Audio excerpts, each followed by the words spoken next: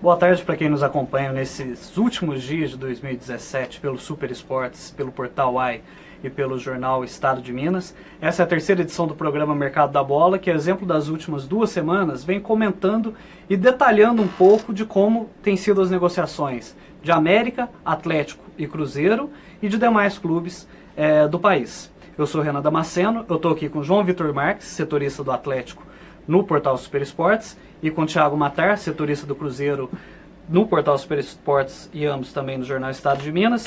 Bom, embora sejam os últimos 3 dias do ano, tanto Cruzeiro quanto Atlético vem tentando desenvolver algumas negociações que já estão aí durante a semana. E agora à tarde, embora não seja uma negociação, um vídeo do Dedé no Instagram, como se diz, movimentou bem, principalmente a torcida do Cruzeiro, querendo a volta do Ricardo Goulart. O Dedé comentou, né, que já conversou com ele quer vir. Mas, Thiago, não é uma situação tão fácil assim, né? Não é. Boa tarde, Renan, João, amigo que acompanha o Super Esportes no Facebook.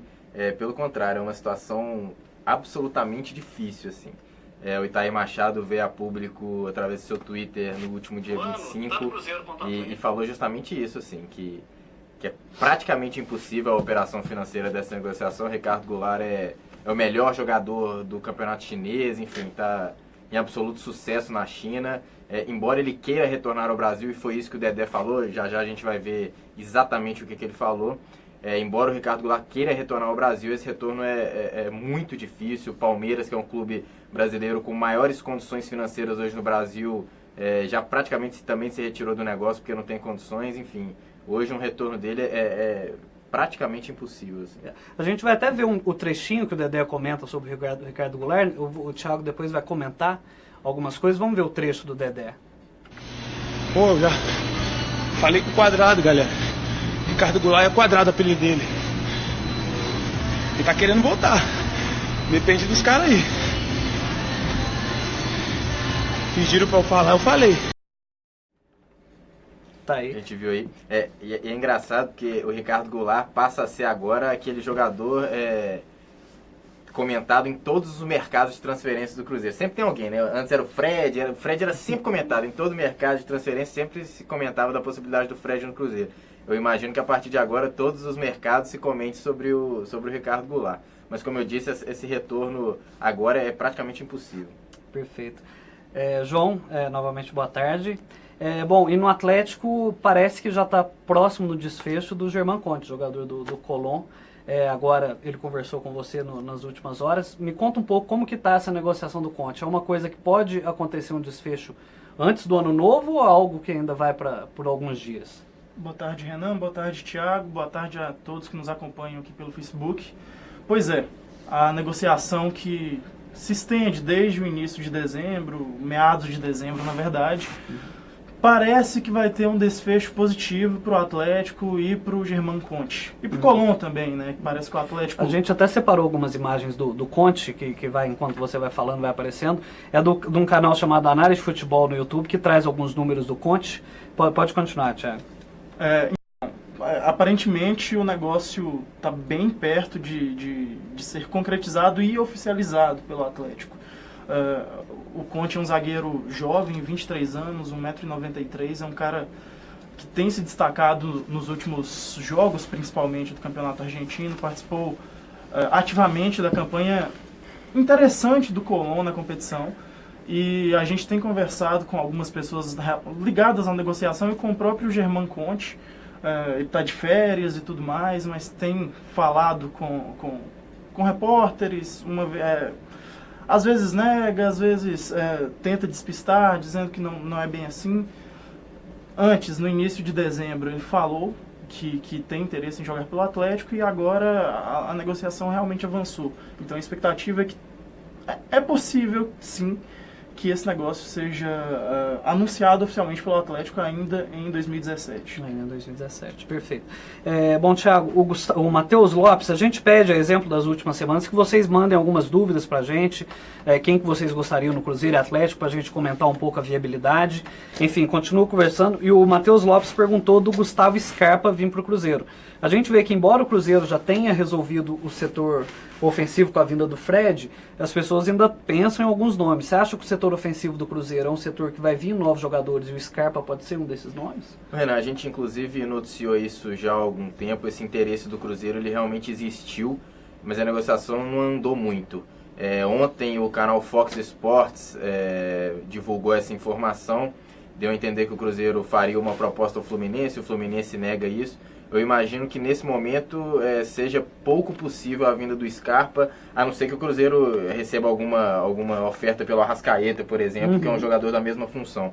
Mas acho que hoje o Cruzeiro ali está bem servido e dificilmente o Cruzeiro buscaria esse jogador. Buscará um outro jogador. Tem algum setor específico que o Cruzeiro esteja agora neste momento? Até teve gente comentando aqui mais cedo do Edilson. O Edilson é um jogador que vale todo esse esforço mesmo? Assim, é o que a gente fala, né? As negociações do Cruzeiro, quase todas elas viraram novela, né? Eu particularmente não acho que o Edilson vale tudo isso, não acho que o Bruno Silva vale todo esse esforço. Embora sejam bons jogadores, vão reforçar o elenco do Cruzeiro, mas eu não imagino que esses jogadores agora, assim, o Cruzeiro não precisa se desgastar tanto pela contratação desses jogadores. Certamente um pouco mais de criatividade ajudaria assim, a sair dessa vala comum, entendeu? Mas o Edilson que você falou, vamos já detalhar essa negociação. O Grêmio ontem pela primeira vez publicamente se pronunciou dizendo que recebeu a proposta do Cruzeiro, que passa a negociar com o Cruzeiro a transferência desse jogador. O Cruzeiro espera novidades para os próximos dias. Em entrevista à Rádio Gaúcha, o vice-presidente de futebol do Grêmio, Odorico Roman, afirmou que o Grêmio tem interesse em 3 jogadores do Cruzeiro, que a gente até ri, que é o Thiago Neves, o Arrascaeta e o Raniel. O Cruzeiro não vai liberar nenhum desses 3 jogadores pelo Edilson, isso está muito claro, é uma forçação de barra do Grêmio. Embora esses 3 jogadores estejam encabeçando aí a lista do Grêmio, outros jogadores certamente interessarão ao Renato. O Grêmio procura um atacante, o Cruzeiro está colocando o Sassá à disposição, o Sassá pode ser um jogador que vai, enfim, as negociações vão acontecendo aí. Para outra lateral, Cruzeiro praticamente certo, falta a assinatura do contrato, tem tudo alinhavado com o Marcelo Hermes, um jogador de, salvo engano, 22 anos, do Benfica, revelação do Grêmio, não teve quase nenhuma oportunidade no Benfica, volta ao Brasil para tentar recuperar o bom futebol e, enfim, e voltar para a Europa numa condição melhor. O Cruzeiro deve dividir os salários do jogador com o Benfica, é um jogador que tem remuneração muito alta e é um jogador que o Mano conhece, enfim, jogou no Grêmio. Deve ser ali a segunda opção para a lateral esquerda. Eu imagino que o Edilson seja o Harrison titular. Até perguntou justamente isso, o que você acha do Marcelo Hermes? É um jogador que jogou só um jogo pelo Benfica, pelo time principal, né? Assim, você acha que é um jogador que chega para ser suplente, né, de vaga? Eu acho que chega para ser suplente e, assim, falando bem da verdade, eu conversei com alguns amigos do sul do país, jornalistas do Zero Hora, enfim. A maioria deles disseram que o Marcelo Hermes é no máximo um jogador mediano, assim. E eu dei algumas olhadas, eu não lembro, realmente não lembro dele jogando no Grêmio, não vi esse jogo pelo Benfica. É difícil comentar, né? Um jogador novo também, 22 anos. Que não joga há muito tempo, então assim, eu acho que hoje o Egídio larga na frente. Eu acho que o Egídio deve ser o titular da posição. Claro que o Hermes pode se recuperar, pode ganhar a posição, mas eu acho que quem começa jogando como titular o ano do Cruzeiro vai ser mesmo o Egídio. É um jogador que o Mano deve depositar maior confiança. O João, o Rodrigo Martins pergunta, tem algum armador na mira do Atlético? O setor ofensivo do Atlético, como é que está o andamento de renovação e de reforços? Então, Renan, a ideia, a princípio, é apostar no Casares. É um jogador que alternou altos e baixos nas últimas 2 temporadas pelo Atlético. Todo mundo sabe de algumas situações complicadas em que ele se envolveu durante o ano. Mas, a princípio, a informação que a gente tem é essa. O Atlético se reforçou no setor ofensivo, trouxe 3 jogadores para o ataque. O Ricardo Oliveira, o mais experiente deles, 37 anos, vai ser o centroavante na vaga do Fred, que foi para o Cruzeiro. E, além do Ricardo Oliveira, trouxe ainda por empréstimo 2 jogadores do Palmeiras, né? Foram negociações que já foram anunciadas anteriormente, que foi o Eric e o Roger Guedes. Jogadores jovens, com potencial, foram muito bem nas equipes que defenderam, especialmente no início da carreira. O Roger Guedes foi muito bem no Criciúma, jogou bem no Palmeiras, especialmente na primeira temporada, enquanto o Eric foi muito bem no Goiás. No Palmeiras não conseguiu repetir as boas atuações que o credenciaram a ser contratado e tudo mais, mas a princípio a ideia é dar espaço aos jogadores que já foram contratados ou dos jogadores que já estavam desde 2017, no elenco e tentar rejuvenescer esse elenco, né? Foi algo até que o Alexandre Galo falou em entrevista à TV Galo. Ele estava explicando essa ideia de rejuvenescimento, porque a diretoria foi criticada por parte da torcida, porque falava em diminuir a média de idade do elenco, mas contratou jogadores como Arouca e Ricardo Oliveira. O Arouca tem 31 anos, o Ricardo Oliveira tem 37 e passou por contusões, assim como o Arouca em 2017. E o Galo falou, não, são 2 jogadores que são pontos fora da curva e a gente contratou esses 2 porque eles demonstraram que estão bem fisicamente, fisiologicamente, que podem render nessa temporada. Eu vou até responder o Hubert Castro, que chegou agora. Hubert, a gente até comentou essa questão do Ricardo Goulart no começo do programa. Foi só uma questão, o Dedé comentou, conversou com ele, existe um desejo, só que é um negócio muito difícil financeiramente para o Cruzeiro viabilizar. Então não existe nenhuma negociação entre as partes. Foi só assim durante o dia que aconteceu, que veio essa negociação. Importante ressaltar só um trechinho, o Cruzeiro realmente procurou o Ricardo Goulart. A gente tem informação de que houve conversas entre o Itair Machado, o novo homem forte do futebol do Cruzeiro, com o jogador, mas assim, é uma conversa que acontece mais comum do que o torcedor imagina, assim. É uma conversa muito preliminar, a chance de negociação segue sendo praticamente impossível, como o próprio Itair disse no Twitter. É muito complicado concorrer com o dinheiro da China e também com o dinheiro de outros clubes que já mostraram ter interesse pelo cara. E a qualidade do Goulart, né? Assim, o Goulart hoje na Europa ele é muito bem visto, enfim, é uma contratação muito difícil. Perfeito, o Rômulo também chegou agora perguntando do Goulart. João, me fala um pouco da questão do Wallace também. Foi algo que desenvolveu o Atlético, tem mais ou menos uma ideia de como pode executar essa negociação. Como está a situação do Wallace, que também é ex-Grêmio? Então, a conversa com o Wallace se iniciou há algum tempo, foi noticiado pelo colega Everton Guimarães, da Band, afirmou que essas conversas estavam acontecendo e as conversas realmente ganharam corpo nos últimos dias. Claro, deu uma esfriada por conta do Natal, por conta do Réveillon. Está mais ou menos parado a princípio, só que o Atlético continua querendo o jogador e aposta numa viagem do empresário do Wallace à Europa. Por que aposta nessa viagem? A princípio, o Hamburgo, que detém os direitos econômicos e federativos do volante, diz que não queria liberar o jogador de maneira nenhuma. Por quê? Porque apesar de o Wallace não ser titular absoluto do Hamburgo, ser uma peça que entra em um jogo ou outro, é um cara que é visto como promessa, que pode render o que rendeu no Grêmio, por exemplo, em 2016, que foi o futebol que o credenciou a ir para a Europa e, quem sabe, pensar em seleção brasileira, mas que até agora não vingou por lá, né? Só que essa conversa nos primeiros dias de janeiro pode fazer com que essa ideia do Hamburgo mude. E foi isso que a gente publicou até no Super Esportes, a gente vai colocar o link nos comentários assim que terminarmos nossa conversa. É muito difícil, Renan, assim, vamos deixar bem claro, assim, é muito complicado, a própria diretoria do Atlético considera um negócio difícil, até porque, além de convencer o Hamburgo, o Atlético precisa superar a concorrência do Flamengo. Então, é uma negociação que tende a ganhar mais corpo, eu diria, nos primeiros dias de janeiro. E o Rodrigo Martins está perguntando de uma situação contrária, que ontem começou a ser monitorizada, a questão do Fábio Santos. Ele recebeu a proposta mesmo? Como que está a situação dele, da Turquia? Então, esse interesse do Fenerbahçe pelo Fábio Santos foi iniciado inicialmente em sites da Turquia, e aí a gente foi apurar, ver o que tem de verdade, o que não tem de verdade nisso. Conversamos com o empresário do jogador e ele falou pra gente o seguinte: não chegou nada oficial ainda a ele.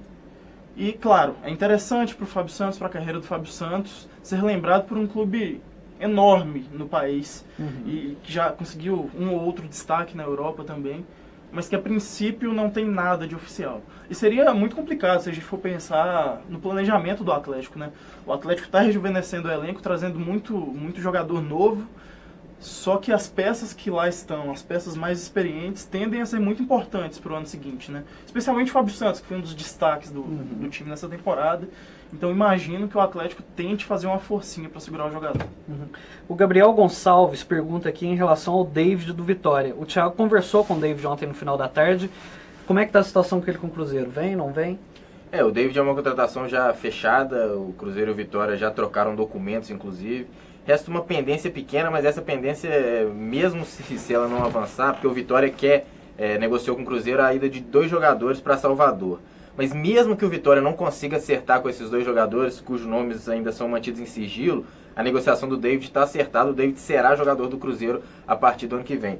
Como você disse, eu conversei com ele ontem no fim da tarde, a entrevista a gente publicou hoje no Super Esportes. Ele se mostrou absolutamente animado com a oportunidade de vestir a camisa do Cruzeiro, com a oportunidade de jogar uma Libertadores. Ele brincava comigo que até hoje só assistiu Libertadores pela televisão e agora vai ter a oportunidade de jogar, enfim, quer ver os estados argentinos. Ele tá doido pra jogar com o Fred. Né?